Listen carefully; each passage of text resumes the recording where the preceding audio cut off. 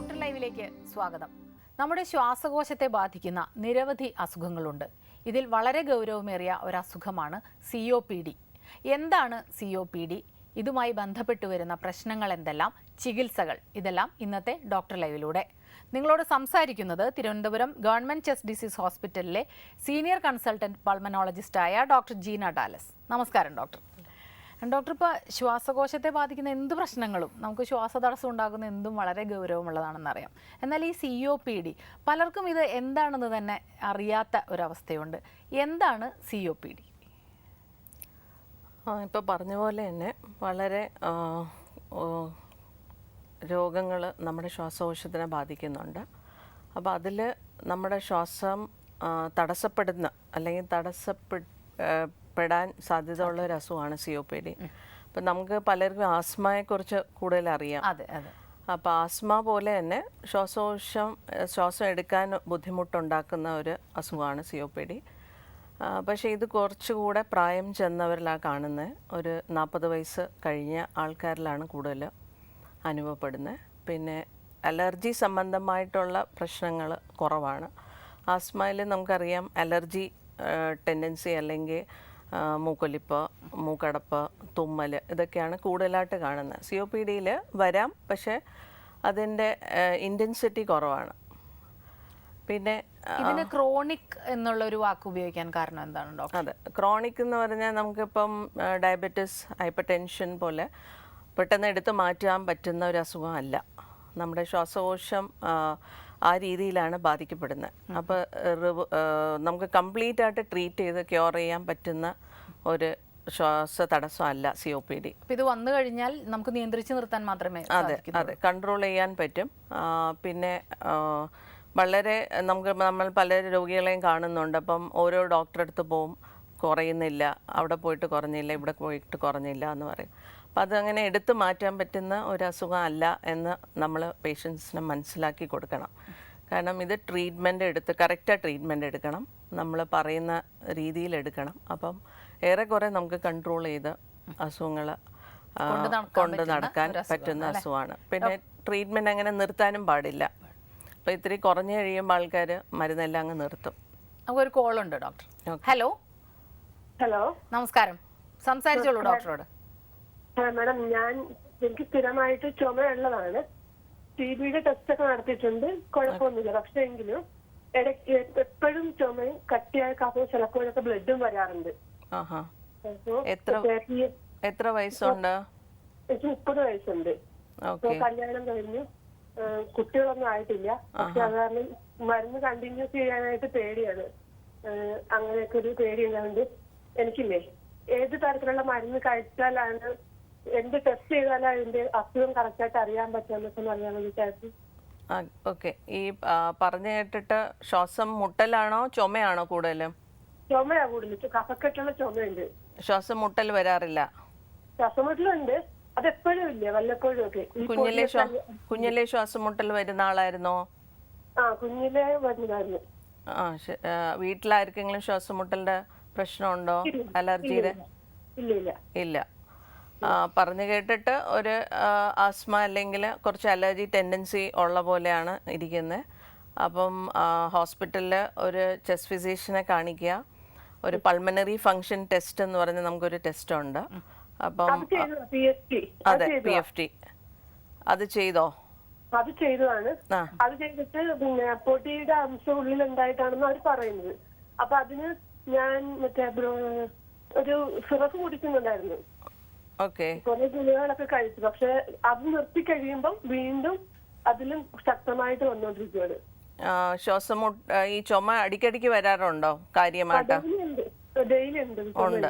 അപ്പം അങ്ങനെയാണെങ്കിൽ ഒരു ഇൻഹെയിൽഡ് മരുന്ന് വല്ലതും തുടങ്ങിയിട്ടുണ്ടോ ഡോക്ടർ? ഇൻഹേലർ ഉണ്ടായിരുന്നു, അതിപ്പോ നിർത്തി. അതെന്താ നിർത്തിയത്? അത് വേണ്ടിയല്ല, അത് കുഴപ്പമില്ല എന്ന് പറഞ്ഞു. അപ്പൊ കുറഞ്ഞായിരുന്നു, മരുന്ന് കഴിച്ച് കണ്ടിന്യൂസ് കഴിച്ചപ്പോ ഒരസുഖവും ഇല്ല, ഒന്നും ഇല്ലായിരുന്നു. അപ്പൊ ഡോക്ടർ പറഞ്ഞു നിർത്തിക്കോളാൻ പറഞ്ഞു. ഓക്കെ, അപ്പൊ അതുകൊണ്ടായിരിക്കും നിർത്താൻ പറഞ്ഞത്. പക്ഷെ അത് കംപ്ലീറ്റ് ഇപ്പൊ പറഞ്ഞു, ഞങ്ങളിവിടെ സംസാരിച്ച പോലെ കംപ്ലീറ്റ് ആയിട്ട് അങ്ങ് നിർത്താൻ പാടില്ല. ഡോസ് കുറച്ച് നമുക്ക് കൊണ്ടുവരാം, ക്രമേണ ഡോസ് കുറച്ച് കൊണ്ടുവരണം. എന്നിട്ട് സിംറ്റം അല്ലെങ്കിൽ വിഷമം തോന്നുകയാണെങ്കിൽ പിന്നെയും നമ്മൾ ഇൻഹേലർ തന്നെയാണ് ഉപയോഗിക്കേണ്ടത്. അപ്പം അങ്ങനെ പ്രശ്നം കൂടുതലായിട്ട് ഇടയ്ക്കിടയ്ക്ക് വരുന്ന ആളാണെങ്കിൽ ഇൻഹേലർ സ്ഥിരമായിട്ട് ഉപയോഗിക്കണതിൽ കുഴപ്പമൊന്നുമില്ല. കുഴപ്പമൊന്നുമില്ല അല്ലേ ഡോക്ടർ? ഇപ്പോൾ COPD അസുഖം മറ്റ് അസുഖങ്ങളെ പോലെ തന്നെ കൃത്യമായ ലക്ഷണങ്ങൾ ഉള്ള ഒന്നാണോ? എന്തെല്ലാം ലക്ഷണങ്ങളാണ് ഉണ്ടെങ്കിൽ കാണുന്നത്? നമ്മൾ പറഞ്ഞ പോലെ ശ്വാസതടസ്സം ഒരു പ്രധാനപ്പെട്ട ഒരു സിംറ്റമാണ്. പിന്നെ ചുമ, അമിതമായിട്ട് ചുമ, എന്നും രാവിലെ എണീക്കുമ്പം വളരെ നേരം ചുമച്ച് കഫം, ധാരാളം കഫം ഉണ്ടാകുക, അതിനെ നമ്മൾ ബ്രോങ്കൈറ്റിസ് എന്ന് പറയും. അപ്പോൾ ഒരു രണ്ട് എക്സ്ട്രീമാണ്. ഒന്നിൽ ചിലർക്ക് കൂടുതലായിട്ട് ശ്വാസം മുട്ടലായിരിക്കും അനുഭവപ്പെടുന്നത്, ചിലർക്ക് ചുമയും കഫവും. അപ്പം പക്ഷേ ചുമയും കഫവും ഉള്ളവർക്ക് കംപ്ലീറ്റ് ആയിട്ട് അത് മാത്രമല്ല, കുറച്ച് ശ്വാസം മുട്ടലും വരാൻ സാധ്യത ഉണ്ട്. അപ്പോൾ ഈ അസുഖം വരുന്നതിന് പ്രായം ഒരു പ്രത്യേക ഘടകമാണോ? അതായത് 40 വയസ്സിന് ശേഷമുള്ള ആളുകളിലാണോ ഇത് കൂടുതൽ കാണുന്നത്? COPD എന്ന് നമ്മൾ ടേം ചെയ്യുന്ന ഒരു പ്രായം 40 ഇയേഴ്സ് കഴിഞ്ഞിട്ടുള്ളവർക്കാണ്. പക്ഷേ അതിന് മുമ്പ് ഈ നേരത്തെ വിളിച്ച ഒരു ആൾ വിളിച്ച പോലെ അലർജിക് സിംറ്റംസ് കൂടുതലുണ്ട്, ശ്വാസം മുട്ടലും ഉണ്ടെങ്കിൽ നമ്മൾ ആസ്മ എന്ന് പറയും. അപ്പോൾ ഒരു 40 ഇയേഴ്സ് കഴിഞ്ഞാണെങ്കിൽ അപ്പോഴായിരിക്കും മിക്കവാറും ആദ്യമായിട്ട് തുടങ്ങുന്നത്. നേരത്തെ അങ്ങനെ വലിയ സിംറ്റംസ് കാണാറില്ല. കുഞ്ഞിലെയും പ്രായം 25 ഇയേഴ്സ് അല്ലെങ്കിൽ ഒരു ചെറുപ്പത്തിലെ അസുഖങ്ങൾ കാണത്തില്ല. ഈ ഒരു വയസ്സ് കഴിയുമ്പോഴായിരിക്കും ഈ പ്രശ്നങ്ങൾ തുടങ്ങുന്നത്. അപ്പോൾ നമ്മൾ അതൊരു COPD എന്ന രീതിയിൽ കോയിൻ ചെയ്യാറുണ്ട്. അടുത്തൊരു കോളിലേക്ക് പോകാം ഡോക്ടർ. ഹലോ. ഹലോ, നമസ്കാരം. ചോദിച്ചോളൂ ഡോക്ടറോട്. ഡോക്ടർ. അതെ, പറയൂ. ഞാൻ ചെറുപ്പം മുതലേ ഈ ആസ്മയുടെ അസുഖമുള്ള ആളാണ്. ഓക്കെ. പിന്നെ പുകവലി കാരണം COPD വർഷം മുമ്പേ ഹോസ്പിറ്റലിൽ കാണിച്ചപ്പോൾ COPD ആണ്. പറഞ്ഞോളൂ. അപ്പോ ഇപ്പൊ പിന്നെ ഇനീലർ ഉപയോഗിക്കുന്നുണ്ട്, ബുഡാമിറ്റും 400ഉം. ഓക്കെ.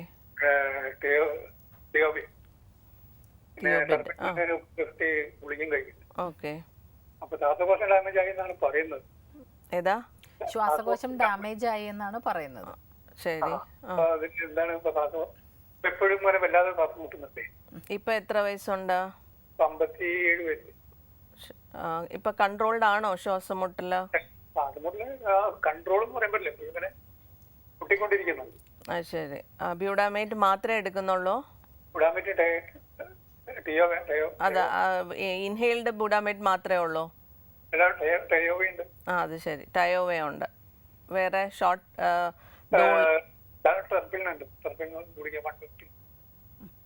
ഓറൽ ഗുളികൾ കഴിക്കേണ്ട കാര്യമില്ല ശരിക്കും. നമ്മൾ ഇൻഹെയിൽഡ് മെഡിസിനിൽ തന്നെ നിർത്തുന്നതാണ് നല്ലത്. കാരണം നമ്മുടെ ഇപ്പോഴും ഒരു സ്റ്റിഗ്മ ഉണ്ട്. ഇൻഹെയിൽഡ് തുടങ്ങുമ്പോൾ പല രോഗികളും പറയാറുണ്ട് എനിക്ക് അത്രയ്ക്കും രോഗമില്ല, അല്ലെങ്കിൽ ഇത് ഉപയോഗിച്ച് കഴിഞ്ഞാൽ നമുക്കിത് മാറ്റാൻ പറ്റത്തില്ല, സ്ഥിരമായി ഉപയോഗിക്കേണ്ടി വരും. അപ്പോൾ അങ്ങനെ ഒരു പേടിയുണ്ട്. പക്ഷേ ഇൻഹെയിൽഡ് ഡ്രഗ്സ് എന്ന് പറയുന്നതാണ് മെയിൻ സ്റ്റേ ഓഫ് ട്രീറ്റ്മെൻറ്റ്. കാരണം അത് നേരെ നമ്മുടെ ശ്വാസകോശത്തിലാണ് പോണേ ആ മരുന്ന്. പിന്നെ ബ്ലഡിൽ അത്ര മിക്സ് ചെയ്യത്തില്ല, കാരണം നേരെ നമ്മുടെ ശ്വാസകോശത്തിൽ പോകുന്നതുകൊണ്ട് നമുക്ക് വലിയ സൈഡ് എഫക്ട്സ് ഇല്ല. മറ്റേ ഗുളികകൾ നമ്മൾ കഴിക്കുന്ന എല്ലാം ബ്ലഡിൽ ലയിച്ചിട്ടാണ് നമുക്ക് ആക്ഷൻ വരുന്നത്. അപ്പം പിന്നെ ഫാസ്റ്റ് റിലീഫ്, പെട്ടെന്ന് ശ്വാസകോശത്തിൽ പോകുന്നതുകൊണ്ട് നമുക്ക് പെട്ടെന്ന് റിലീഫ് കിട്ടും. ഗുളിക നമുക്ക് ഏകദേശം ഒരു 1-2 മണിക്കൂർ എടുക്കും ആക്ട് ചെയ്യാൻ. അതുകൊണ്ട് എപ്പോഴും പലതരം ഇൻഹെയിൽഡ് മെഡിസിൻസ് ഉണ്ട്. ഇപ്പം പുള്ളി പറഞ്ഞ പോലെ ഷോർട്ട് ആക്ടിങ് ഉണ്ട്, ലോങ് ആക്ടിങ് ഉണ്ട്. അപ്പം നമുക്ക് പെട്ടെന്ന് റിലീഫ് കിട്ടാനും കൺട്രോൾ ചെയ്യാനും ഇൻഹെയിൽഡ് മരുന്ന് സ്ഥിരമായിട്ട് ഉപയോഗിക്കുക. പിന്നെ പുള്ളി പറഞ്ഞത് ചെറുപ്പത്തിലെ അസുഖമുണ്ട്. അപ്പം ഒരു ആസ്മ ഓൾഡ് ഏജിലോട്ട് വരുന്ന ഒരു രീതിയിലാണ് പുള്ളി പറയുന്നത്. അപ്പോൾ ഒരു COPD എന്ന് കംപ്ലീറ്റ് ആയിട്ട് കോയിൻ ചെയ്യാൻ പറ്റത്തില്ല. അപ്പം ചെറുപ്പത്തിലേ ഉള്ള ഒരു ആസ്മ ടെൻഡൻസി ചിലർക്ക് പ്രായമാകുമ്പോൾ അത് മാറാറുണ്ട്. ഒരു 40% ആൾക്കാരിൽ ചെറുപ്പത്തിലുള്ള ശ്വാസം മുട്ടൽ പിന്നെ വലിയ കാര്യമായിട്ട് കാണാറില്ല. പക്ഷെ ചിലർക്ക് സ്ഥിരമായിട്ട് കാണും. അങ്ങനെ വരുമ്പോൾ കുറച്ച് ശ്വാസകോശം ഡാമേജ് ആവാൻ സാധ്യത ഉണ്ട്. അപ്പോൾ ആ ഡാമേജ് ആയെന്ന് പറഞ്ഞ് നമ്മൾ പേടിക്കേണ്ട കാര്യമൊന്നുമില്ല. ഇൻഹെയിൽഡ് മരുന്ന് തന്നെയാണ് കണ്ടിന്യൂസ് ആയിട്ട് ഉപയോഗിക്കേണ്ടത്. ഡോക്ടർ, നമുക്കൊരു ഇടവേളയ്ക്ക് ശേഷം തിരികെ വരാം. ഡോക്ടർ ലൈവിൽ ഒരു ഇടവേള.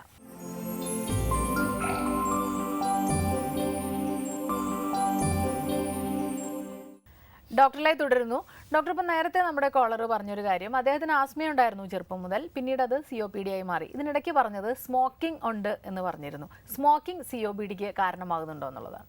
അതെ, തീർച്ചയായിട്ടും ഒരു വളരെ ഇമ്പോർട്ടൻ്റ് ഒരു കോസ് COPDയുടെ സ്മോക്കിംഗ് ആണ്. അപ്പം സ്മോക്കിംഗ് നമ്മുടെ നാട്ടിൽ അറിയാമല്ലോ ഭയങ്കര പ്രിവലൻ്റ് ആണ്. പ്രത്യേകിച്ച് ഈ നാട്ടിൻപുറത്ത് ഉള്ള ആൾക്കാർ ബീഡി ആണ് കൂടുതൽ വലിക്കുന്നത്. അപ്പോൾ ബീഡിയുടെ അകത്ത് ഈ ടൊബാക്കോ അല്ലെങ്കിൽ പുകയില വളരെ ഒരു അൺഫിൽറ്റേർഡ് പുകയിലാണ്. അത് മാരകമായിട്ടുള്ള ടൊബാക്കോ കോൺസെൻട്രേഷൻ അതിലുണ്ട്. പക്ഷേ സിഗരറ്റിൽ അത്ര കുഴപ്പമുള്ള ടൊബാക്കോ അല്ലാന്നല്ല, പക്ഷേ ഫിൽറ്റേർഡ് ആയതുകൊണ്ട് അതിൻ്റെ കോൺസെൻട്രേഷൻ കുറവാണ്. അപ്പോൾ ഈ ബീഡി വലിക്കുന്നവർക്കാണ് കൂടുതലും COPD വരാൻ സാധ്യത. കാരണം അത്രയേറെ ടൊബാക്കോ അവർ എടുക്കുന്നുണ്ട്. ഒരു കെട്ടിലൊക്കെ 30 ബീഡിയാണ്. അപ്പോൾ 2 കെട്ടൊക്കെ വലിക്കുന്ന ആൾക്കാരാണ് ഡെയിലി. അപ്പോൾ തീർച്ചയായിട്ടും സ്മോക്കിംഗ് വളരെ ഒരു പ്രധാനപ്പെട്ട കാര്യമാണ് COPD ആവാൻ. അപ്പോൾ നമ്മുടെ അടുത്ത് പേഷ്യൻ്റ് വരുമ്പോൾ ആദ്യം ഞങ്ങൾ ചോദിക്കുന്നത് സ്മോക്കിംഗ് ആണ്. അപ്പോൾ സ്മോക്കിംഗ് ഉണ്ടെങ്കിൽ, ഇപ്പം നേരത്തെ കോളർ പറഞ്ഞു അയാൾക്ക് ആസ്മ ഉണ്ട് ചെറുപ്പത്തിലെ, എന്നിട്ട് സ്മോക്ക് ചെയ്യുന്ന ആളാണ്. അപ്പം ശരിക്കും ശ്വാസതടസ്സം നേരിടുന്നുണ്ടാവും. അതെ അതെ. അപ്പോൾ ഇത്രയും ഒരു വിഷമം ഉള്ള ആള്, ശ്വാസം മുട്ടലുള്ള ആള് പിന്നെയും സ്മോക്ക് ചെയ്യാണ്. അപ്പം തീർച്ചയായിട്ടും ഈ സിഗരറ്റ് സ്മോക്കിൽ വളരെ അറൗണ്ട് 2000-3000 കെമിക്കൽസ് അടങ്ങിയിട്ടുണ്ട്. വളരെ മാരകമായിട്ടുള്ള സാധനങ്ങളാണ് അതിൻ്റെ അകത്തുള്ള. കോൾ ടാറും നിക്കോട്ടിൻ ഓഫ് കോഴ്സ് അഡിക്ഷൻ ഉണ്ടാക്കുന്ന ഒരു പദാർത്ഥമാണ്.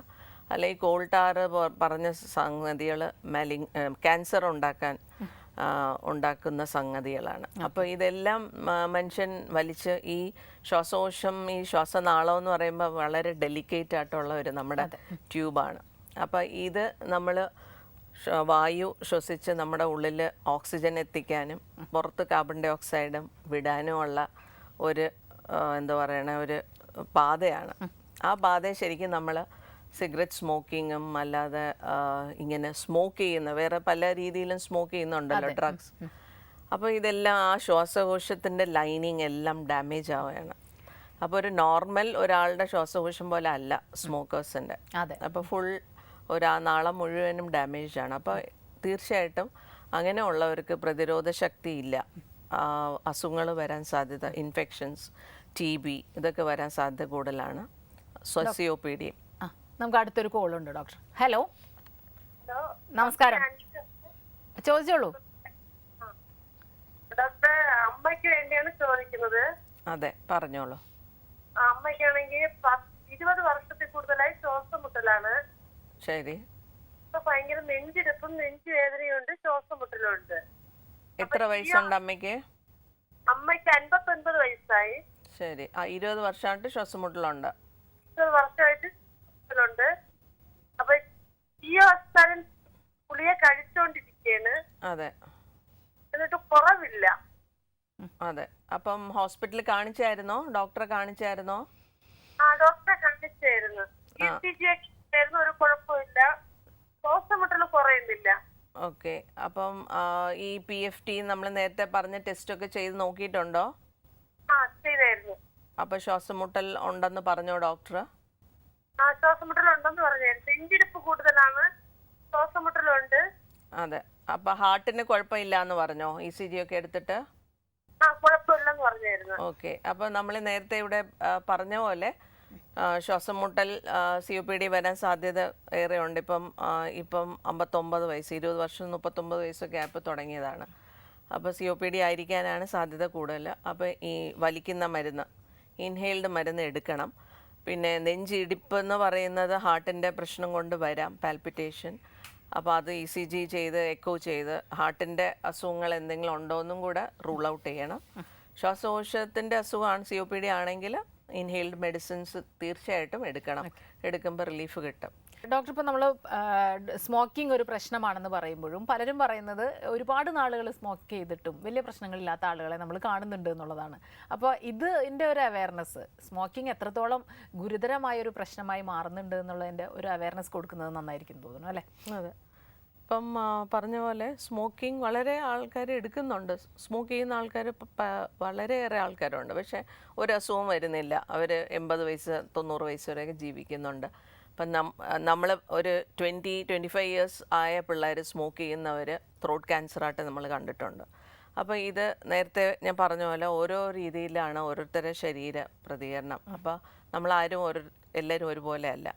അപ്പം പക്ഷെ വളരെയേറെ പഠനങ്ങൾ വേൾഡ് ഒട്ടാകെ നമ്മൾ ചെയ്തിട്ടുണ്ട്. അപ്പോൾ എല്ലായിടത്തും നമ്മൾ കണ്ടുപിടിച്ചിട്ടുള്ള സ്മോക്ക് ചെയ്യുന്നവർ 5 to almost 10-15 times more prone to develop cancer, COPD എല്ലാ രീതിയിലും. അപ്പം അത് നമ്മളിപ്പോൾ അതുകൊണ്ടാണ് ഗവൺമെൻറ് ഇത്രയും ലെജിസ്ലേഷൻ കൊണ്ടുവന്ന് ഇപ്പം എല്ലാ സിഗരറ്റ് കവറിൽ തന്നെ എഴുതും സ്മോക്കിംഗ് ഇസ് ഹാംഫുൾ, പരസ്യങ്ങൾ കാണിക്കുന്നുണ്ട്. പിന്നെ കോടതി, ഹൈക്കോർട്ട്, സുപ്രീം കോർട്ട് വരെ പറഞ്ഞിട്ടുണ്ട് പരസ്യമായിട്ട് സ്മോക്ക് ചെയ്യാൻ പാടില്ല. അപ്പം അതെല്ലാം ഈ ദൂഷ്യവശങ്ങൾ കാരണമാണ്. അപ്പോൾ ഈ സ്മോക്ക് ചെയ്യുന്ന ആൾക്ക് മാത്രമല്ല കുഴപ്പം, സ്മോക്ക് കൂടെ ഉള്ളവർക്കും. അതിന് എൻവയോൺമെൻറ്റൽ ടൊബാക്കോ സ്മോക്ക് അല്ലെങ്കിൽ പാസീവ് സ്മോക്കിംഗ് എന്ന് പറയും. അപ്പോൾ വീട്ടിലെല്ലാവർക്കും അത് കുഴപ്പമാണ്. ഇപ്പോൾ വീട്ടിൽ സ്മോക്ക് ചെയ്യുന്നവർ പല പേഷ്യൻസ് ഞങ്ങൾ കാണാറുണ്ട്, കുഞ്ഞുങ്ങൾക്കും അമ്മയ്ക്കും ഒക്കെ ശ്വാസം മുട്ടലായിട്ട് വരാറുണ്ട്. അപ്പോൾ ചോദിക്കുമ്പോൾ അച്ഛൻ വീട്ടിൽ പുക വലിക്കും. അപ്പം ഇത് ഇപ്പോഴാണ് തുടങ്ങിയത് കുഞ്ഞുങ്ങൾക്കും. അപ്പോൾ ആദ്യത്തെ കാര്യം നമ്മൾ പറയണേ, സ്മോക്കിംഗ് അച്ഛൻ സ്റ്റോപ്പ് ചെയ്യണം, വീട്ടിൽ സ്മോക്ക് ചെയ്യാൻ പാടില്ല. വേണമെങ്കിൽ പുറത്ത് പോയി ചെയ്യട്ടെ, അപ്പോൾ പുള്ളിക്ക് മാത്രമേ പ്രശ്നം വരുന്നുള്ളൂ. അപ്പോൾ COPD പെണ്ണുങ്ങളിൽ കൂടുതൽ കാണുന്നുണ്ട്, ലങ് ക്യാൻസർ കൂടുതൽ കാണുന്നുണ്ട്, പാസീവ് സ്മോക്കിംഗ് മുഖേന വരുന്നത്. അപ്പോൾ എന്തായാലും സ്മോക്കിംഗ് ആസ് സച്ച് നമ്മുടെ, അതുകൊണ്ടാണ് നമ്മൾ ഓഫീസിൽ എല്ലായിടത്തും ബാൻ ചെയ്തേക്കണം സ്മോക്കിംഗ്. അതുകൊണ്ടാണ്. ഓക്കെ ഡോക്ടർ, നമുക്ക് മറ്റൊരു ഇടവേളയ്ക്ക് ശേഷം തിരികെ വരാം. ഡോക്ടർ ലൈവിൽ ഒരു ഇടവേള കൂടി. ഡോക്ടർ ലൈവ് തുടരുന്നു. ഡോക്ടർ, നമുക്കിനി ചികിത്സകളുടെ കൂടുതൽ കാര്യങ്ങൾ പറയാൻ തോന്നുന്നു അല്ലേ? ഇപ്പോൾ ഡോക്ടർ പറഞ്ഞത് ഇത് മറ്റുള്ള ഈ പ്രമേഹമൊക്കെ പോലെയുള്ള ജീവിതശൈലി രോഗങ്ങൾ പോലെ കണ്ടിന്യൂസ് ആയിട്ട് പോകുന്ന ഒരു സംഭവമാണ്, നിയന്ത്രിച്ച് നിർത്താൻ പറ്റുള്ളൂ എന്ന്. എന്നാൽ എന്തെല്ലാം തരത്തിലുള്ള മരുന്നുകൾ ഇപ്പോൾ ഇൻഹേലർ ഉപയോഗിക്കണമെങ്കിൽ എത്ര കാലം ഉപയോഗിക്കേണ്ടി വരും? അപ്പോൾ നേരത്തെ ഞാൻ സൂചിപ്പിച്ച പോലെ ഇൻഹേലേഴ്സ് ആണ് ഏറ്റവും ഇമ്പോർട്ടൻ്റ് ആയിട്ടുള്ള ട്രീറ്റ്മെൻറ്റ്. അപ്പോൾ ഇൻഹേലേഴ്സ് ഗുളികകൾക്കാളും ഇൻഹേലേഴ്സ് തന്നെ ഉപയോഗിക്കണം. പലതരം ഇൻഹേലേഴ്സ് ഉണ്ട്. അപ്പം COPDയെ സംബന്ധിച്ച് നമ്മൾ കൂടുതലായിട്ട് ഒരു ഈ ഞാൻ നേരത്തെ പറഞ്ഞ പോലെ പൾമണറി ഫങ്ഷൻ ടെസ്റ്റ് ചെയ്തിട്ട് എത്രത്തോളം തടസ്സം ഉണ്ടെന്ന് നമ്മൾ അസസ് ചെയ്യും. അപ്പോൾ ഈ തടസ്സം 50% കൂടുതലുണ്ടെങ്കിൽ നമ്മൾ സ്റ്റീറോയിഡ് ഇൻഹേലേഴ്സാണ് യൂഷ്വലി സ്റ്റാർട്ട് ചെയ്യുന്നത്. അതിൽ ഷോർട്ട് ആക്ടിങ് ഉണ്ട്, ആൻറ്റികോളിനർജിക് എന്ന് പറയും, അതാണ് COPDക്ക് കൂടുതലായിട്ട് കൊടുക്കണേ. പിന്നെ സ്റ്റീറോയിഡ് ഇൻഹേലേഴ്സ്. പിന്നെ ഇത് ലോങ് ടേം ഞാൻ പറഞ്ഞ പോലെ നിർത്താൻ പറ്റാത്തതല്ല, നിർത്താൻ പാടില്ല. ഇപ്പം നമ്മൾ കുറച്ച് സിംറ്റംസ് കുറയുമ്പോൾ വേണമെങ്കിൽ സ്റ്റോപ്പ് ചെയ്തിട്ട് പിന്നെയും നമുക്ക് വിഷമം തോന്നുമ്പോൾ പിന്നെയും എടുത്ത് തുടങ്ങണം. കംപ്ലീറ്റ് ആയിട്ട് നമുക്ക് ചിലപ്പോൾ ആസ്മയ്ക്ക് ചിലപ്പോൾ നമുക്ക് നിർത്താൻ പറ്റിയേക്കും, COPDക്ക് നമുക്ക് ചിലപ്പോൾ നിർത്താൻ പറ്റാത്ത ഒരു സ്ഥിതിയായിരിക്കും. ഒരു കോൾ ഉണ്ട് ഡോക്ടർ. ഹലോ ഹലോ, ചോദിച്ചോളൂ ഡോക്ടറോട്. പറഞ്ഞോളൂ. ഞാനിത് കൊല്ലത്തുനിന്ന് വിളിക്കുകയാണ്. അതെ, എനിക്ക് 74 വയസ്സുണ്ട്. അപ്പൊ ഞാനൊരു ബൈപ്പാസ് സർജറി കഴിഞ്ഞ ആളാണ്. അതേപോലെ ഒരു 10 വർഷമായിട്ട് ബൈപ്പാസ് സർജറി കഴിഞ്ഞിട്ട് ഇപ്പോഴും എനിക്ക് നടക്കുമ്പോൾ എന്റെ ശ്വാസമാണ്, അപ്പം ശ്വാസം മുട്ടലുണ്ട്. അത് എന്താണെന്ന് അറിയാനായിരുന്നു. ഹോസ്പിറ്റലില് ഡോക്ടറെ കാണുന്നുണ്ടോ? ഡോക്ടറെ ഫോളോ ചെയ്യുന്നുണ്ട്, തരുന്ന മരുന്നുകളൊക്കെ കഴിക്കുന്നുണ്ട്. എനിക്കൊരു 5 മിനിറ്റ് നടന്നാൽ ഉടനെ എന്റെ ശ്വാസം നിലനിൽക്കുക, ശ്വാസം മുട്ടുക, അതുണ്ട്. അതെ, അപ്പൊ ഈ ശ്വാസം മുട്ടൽ എന്ന് പറയുന്നത് നമ്മള് ശ്വാസകോശം മാത്രമല്ല. ഇപ്പൊ നേരത്തെ വിളിച്ച ബൈപ്പാസ് ചെയ്ത് ഹാർട്ടിന് അസുഖം ഉണ്ടെങ്കിലും നമുക്ക് ശ്വാസം മുട്ടൽ വരാം. ഹാർട്ടിന്റെ പൾസ് റേറ്റ് ഒക്കെ 50-52 ഉള്ളത്. അതെ, അത് നമ്മൾ ആ ഗുളികകൾ കഴിക്കണത് കൊണ്ടായിരിക്കും പൾസ് റേറ്റ് അങ്ങനെ കുറഞ്ഞിരിക്കുന്നത്. പൾസ് റേറ്റ് നമുക്ക് അസുഖം, അത് വെച്ച് നമ്മൾ അസുഖം നോക്കണ്ട. ഹാർട്ട് കുറയ്ക്കാനുള്ള റേറ്റ് കുറയ്ക്കാനുള്ള ഗുളികകളായിരിക്കും നമ്മൾ കഴിക്കുന്നത്. അപ്പം ശ്വാസം മുട്ടൽ എന്തുകൊണ്ടാണ് വരണതെന്ന് നമ്മൾ ഹോസ്പിറ്റലിൽ പോയി ചെക്കപ്പ് ചെയ്യണം. ഹാർട്ടിന്റെ പ്രശ്നം കൊണ്ടാണോ അതോ ശ്വാസകോശത്തിന്റെ പ്രശ്നം കൊണ്ടാണോ? ശ്വാസകോശത്തിന്റെ പ്രശ്നമാണെങ്കിൽ നമുക്ക് നോക്കുമ്പോൾ അറിയാം. എനിക്ക് ഇൻഹേലർ തന്നിട്ടുണ്ടായിരുന്നു ശ്വാസകോശത്തിന് വലിക്കാനായിട്ട്. അത് ഞാൻ ശ്വാസം ബുദ്ധിമുട്ട് വരുമ്പോഴത്തേക്ക് ചിലപ്പോഴൊക്കെ വലിക്കാറുണ്ട്, തുടർച്ചയായിട്ടില്ല. അത് ശരി. അപ്പൊ അത് തുടർച്ചയായിട്ട് വലിക്കണം. അത് അസുഖം വരുമ്പോൾ മാത്രം വലിച്ചാൽ പോരാ. കാരണം നമ്മളിത് കൺട്രോൾ ചെയ്യാനാണ് വലിക്കണേ. അപ്പം നമുക്ക് പലരും ഇങ്ങനെ ചെയ്യാറുണ്ട്. നമുക്ക് അസുഖം ഇല്ലെങ്കിൽ അവർ ഉപയോഗിക്കത്തില്ല. അസുഖം കൂടുമ്പോൾ നമ്മൾ ഉപയോഗിച്ചിട്ട് കാര്യമില്ല. കാരണം ഇതൊരു കൺട്രോൾഡായിട്ട് വയ്ക്കണമെങ്കിൽ സ്ഥിരമായിട്ട് ഡോക്ടർ പറയുന്ന രീതിക്ക് 4 നേരമോ 2 നേരമോ സ്ഥിരമായിട്ട് വലിക്കണം, അസുഖം ഉണ്ടെങ്കിൽ ഇല്ലെങ്കിൽ. പിന്നെ നമുക്കൊരു 2-3 മാസം വരെ വലിയ കുഴപ്പമില്ല, നല്ല റിലീഫ് ആണെങ്കിൽ നമുക്ക് 1 നേരത്തെ 2 നേരത്തെ ഡോസൊക്കെ അങ്ങ് കുറച്ച് നോക്കാം. എന്നിട്ടും കുഴപ്പമില്ല എന്നുണ്ടെങ്കിൽ പിന്നെയും 1 മാസം കഴിഞ്ഞ് 1 ഡോസും കൂടെ കുറയ്ക്കാം. അങ്ങനെ ക്രമേണേ നമുക്ക് കുറയ്ക്കാൻ പാടുള്ളൂ. അല്ല കംപ്ലീറ്റ് ആയിട്ട് നമ്മൾ സ്റ്റോപ്പ് ചെയ്ത് കഴിഞ്ഞാൽ ശ്വാസമുട്ടൽ കൂടാൻ സാധ്യത ഉണ്ട്. ഡോക്ടർ, ഇപ്പോൾ ഈ COPDയുടെ ഒരു കോംപ്ലിക്കേഷൻ എന്താണ്? ഇതിന് സർജറി ആവശ്യമായി വരുന്ന അവസ്ഥകളുണ്ടോ? തീർച്ചയായിട്ടും ഉണ്ട്. COPD നേരത്തെ നമ്മൾ പറഞ്ഞ പോലെ ഒരു എംഫിസിമ എന്ന ഒരു ഘടകമുണ്ട് ഇതിൽ. ഞാൻ പറഞ്ഞ പോലെ ശ്വാസം മുട്ടൽ കൂടുതൽ അനുഭവപ്പെടുന്നവർക്ക്. അപ്പോൾ അതിൽ ഈ കൂടുതലും സ്മോക്കേഴ്സിലാണ് അത് കാണുന്നത്. നമ്മുടെ ശ്വാസകോശം വികസിച്ച് വരും. ഒരു നോർമലിനെക്കാളും ബലൂണ് പോലെ വലുതാവും. അപ്പോൾ ആൾക്ക് ശ്വാസം എടുക്കാനും വിടാനും വളരെ ബുദ്ധിമുട്ടായിട്ട് വരും. കാരണം ഇത് ശ്വാസകോശം വികസിച്ചിട്ട് ബലൂൺ പോലെ ആയിട്ട് നോർമൽ ശ്വാസകോശത്തിനെ കംപ്രസ് ചെയ്യും. അപ്പോൾ ആ ഭാഗം വികസിക്കാൻ ബുദ്ധിമുട്ടായിരിക്കും. അപ്പോൾ അങ്ങനെയുള്ള ആൾക്കാർക്ക് നമ്മൾ ബുള്ള എന്ന് പറയും ഈ ബലൂൺ പോലെ ഇരിക്കുന്ന സ്ഥലങ്ങൾ. അപ്പോൾ ബുള്ളക്ടമി എന്ന് പറഞ്ഞാൽ ആ ബലൂൺ പോലെ ഇരിക്കുന്ന ഭാഗം മാത്രം ഓപ്പറേഷൻ ചെയ്ത് കളയാം. പിന്നെ ലങ് വോളിയൂം റിഡക്ഷൻ സർജറി എന്ന് പറയും. അഗെയിൻ ശ്വാസകോശത്തിൻ്റെ ഈ ഡാമേജ് ആയിട്ടുള്ള ഭാഗങ്ങൾ എടുത്ത് മാറ്റാൻ പറ്റും. അപ്പോൾ നോർമലായിട്ടുള്ള ഭാഗങ്ങൾക്ക് വികസിച്ച് പ്രവർത്തിക്കാൻ പറ്റും. അപ്പോൾ അത് ഒരു സർജറി. അത് യൂഷ്വലി നമ്മൾ ഈ എംഫിസിമ ഉള്ളവർക്കാണ് പറയണത്, അല്ല ബ്രോങ്കൈറ്റിസ് എന്ന രീതിക്കുള്ളവർക്ക് അല്ല. പിന്നെ നേരത്തെ പറഞ്ഞ പോലെ നമ്മൾ ഡയഗ്നോസ് ചെയ്യുമ്പോൾ എക്സ്റേ എടുക്കണം, PFT ചെയ്യണം. പിന്നെ ഈ പറഞ്ഞ പോലെ സിംറ്റംസ് ഈ അസുഖ ലക്ഷണങ്ങൾ പറയുമ്പം നമുക്ക് മനസ്സിലാവും. ട്രീറ്റ്മെൻറ്റ് എടുത്തിട്ടും വളരെ നേരത്തെ ഡയഗ്നോസ് ചെയ്യാറില്ല പലരും. വളരെ കൂടുതലാവുമ്പോഴാണ്, ഒട്ടും നടക്കാൻ വയ്യാതെ ആവുമ്പോഴായിരിക്കും ഹോസ്പിറ്റലിൽ വരുന്നത്. അപ്പോൾ അങ്ങനെയുള്ളവർക്ക് നമ്മൾ എത്ര ഇഞ്ചക്ഷൻ കൊടുത്താലും മെഡിസിൻസ് കൊടുത്താലും നല്ലവണ്ണം കൺട്രോൾ ചെയ്യാൻ പറ്റാത്തൊരു സ്ഥിതിയാവുമ്പോൾ നമ്മൾ ഡൊമിസിലറി ഓക്സിജൻ എന്ന് പറയും. വീട്ടിൽ മരുന്നെന്ന രീതിയിൽ ഓക്സിജൻ അഡ്വൈസ് ചെയ്യാറുണ്ട്. ഇപ്പോൾ അറ്റ്ലീസ്റ്റ് രാത്രി കിടക്കുമ്പോൾ ഓക്സിജൻ വെച്ചുകൊണ്ട് കിടക്കാൻ അഡ്വൈസ് ചെയ്യാറുണ്ട്. അതിന് ലോങ് ടേം ഓക്സിജൻ തെറാപ്പി എന്ന് പറയും. അപ്പം ഇവർക്ക് ഓക്സിജൻ കിട്ടാത്ത വരുമ്പോഴാണ് ഈ അസ്വസ്ഥത കൂടുതൽ. അപ്പോൾ ഒരു മരുന്നെന്ന രീതിക്ക് രാത്രി കിടക്കുമ്പോൾ എങ്കിലും ഓക്സിജൻ വെച്ചാൽ വളരെ ഉന്മേഷമായിരിക്കും പകല്. കാരണം ഒരു ഓക്സിജൻ ഇല്ല രക്തത്തിൽ. അപ്പോഴാണ് ഈ ശ്വാസം മുട്ടലും ബുദ്ധിമുട്ടുകളും കൂടുതൽ വരുന്നത്. ഡോക്ടർ, നമ്മുടെ ഇന്നത്തെ ഡോക്ടർ ലൈവിൻ്റെ സമയം ഇവിടെ അവസാനിച്ചിരിക്കുകയാണ്. വളരെയധികം നന്ദി ഞങ്ങളോട് സഹകരിച്ചതിന്. ഇന്നത്തെ ഡോക്ടർ ലൈവ് ഇവിടെ അവസാനിക്കുന്നു. നമസ്കാരം.